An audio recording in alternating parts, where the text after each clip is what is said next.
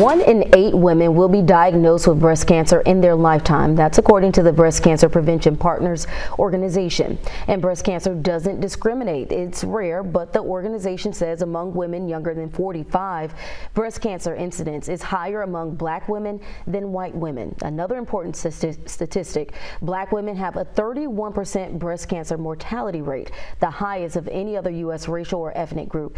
BCPP reports younger black women are more likely to present with the triple negative subtype of breast cancer, which is both more aggressive and associated with higher mortality.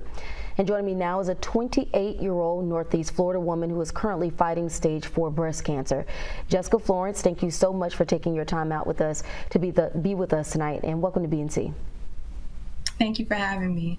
And Jessica, obviously this has been a long time battle for you. You actually found your first lump in 2015, assuming you were just about 21 years old, so young at the time. Walk us back to that day.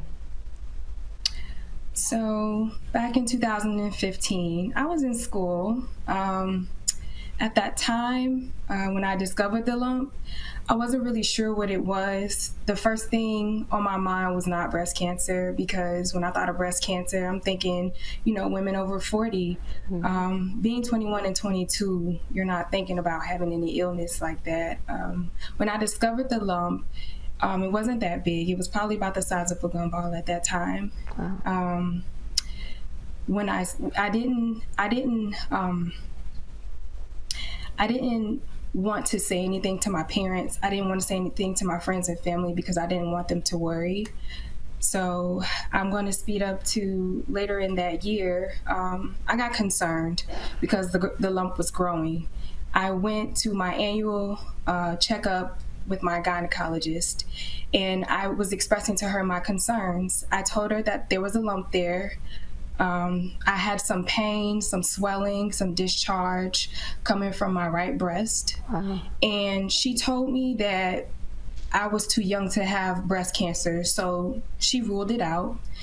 And she wasn't sure herself, so she sent me to a women's clinic, and she sent me for a mammogram. And immediately they denied me for the mammogram, because I was too young to have breast cancer and I was too young to have a mammogram. So the other option was to get an ultrasound. And when I got the ultrasound technician told me that it could not be breast cancer because I was too young to have breast cancer. So she diagnosed me with fibroids. So in my head, I'm just like, you know what? I know my body, and I know my body well. Something is not right.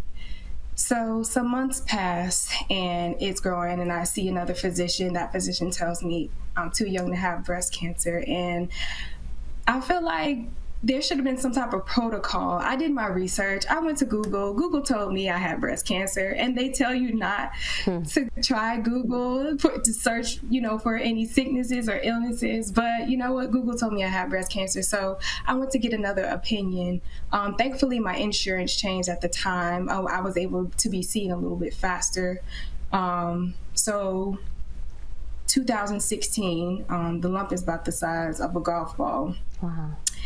And I saw a third physician, and they did a biopsy and an ultrasound, and my breast cancer the tumor ended up being positive for breast cancer. So 2016, I was 22, and I was diagnosed with stage 3A breast cancer.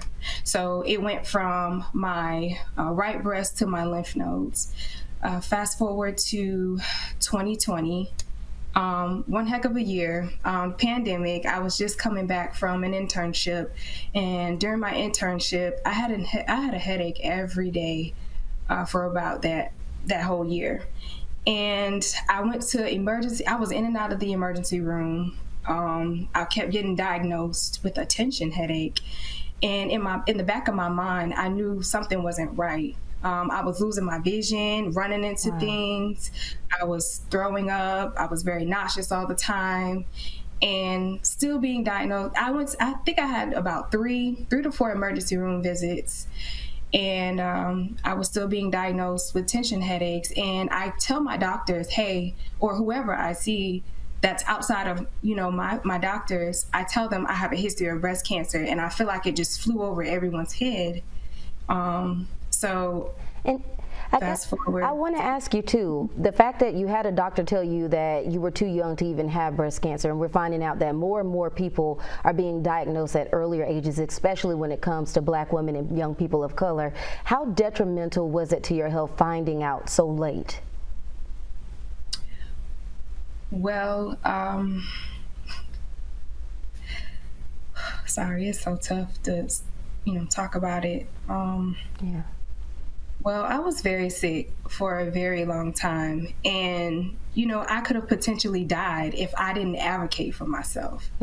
And I'm so vigilant and I'm aggressive when I talk to these doctors, because it's like they'll tell you anything, and you're supposed to trust your doctors.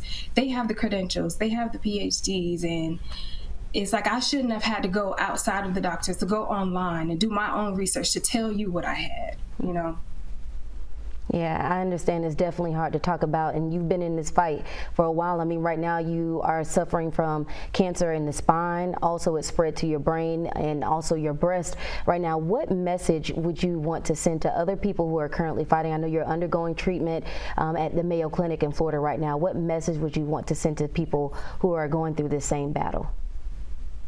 I will say you have to be an advocate for yourself.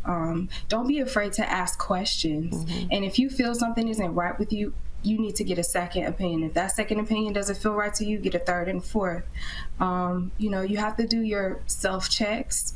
Ladies and males get breast cancer too. So, we have the same symptoms almost. And it's very important that you do annual checks and self-checks. And during your lifetime, even if it's not cancer related, you have to be positive and optimistic and be as stress-free as possible when you're going through, cancer and everything else. All good advice there. Well, Jessica, I am praying for you. I am wearing pink for you. I see you looking gorgeous in your pink, and you are going to continue this fight, and you are going to win it. Thank you so much for being here with us on BNC.